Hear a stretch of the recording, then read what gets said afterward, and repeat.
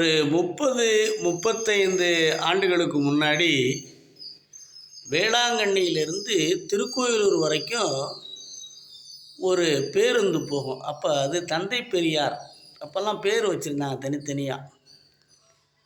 அதில் நடத்துனர் எனக்கு வேண்டியவர். அவர்கிட்ட கேட்டேன் ஒரு முறை, எப்படி சார் இவ்வளோ லாங் டிஸ்டன்ஸ் எப்படி இருக்குன்னு. சார், வேளாங்கண்ணியிலிருந்து விருத்தாசலம் வரைக்கும் எனக்கு எந்த தொல்லையும் இல்லை சார். இந்த விருத்தாசலத்திலிருந்து திருக்கோயிலூர் போகிற வரைக்கும் என் தாவு அருந்துடும் சார்னார். என்ன சார் சொல்கிறீங்கன்னு. அட ஏன் கேட்குறீங்க, ஏறிட்டு நம்ம கையிலே கொடுத்து இதில் எம்மா காய்ச்சி இருக்கு பாரு.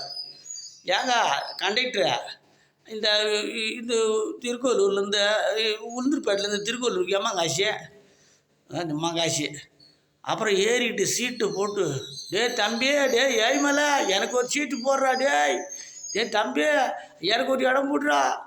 பஸ்ஸில் ஏறிட்டு மோட்டரை ஏற்றுவான், இன்ஜினை ஏற்றுவான், பைப்பை ஏற்றுவான். ஐயோயோயோ சார், திருக்கோயிலூர் போகிற வரைக்கும் தாவ அருந்துடும் சார். அம்மா, இதெல்லாம் டவுன் பஸ் நிறைய போகும் பஸ்ஸு. இவன் ரூட் பஸ்ஸில் கொண்டாந்து காயில் கட்டின மோட்டரை ஏற்றுவான்.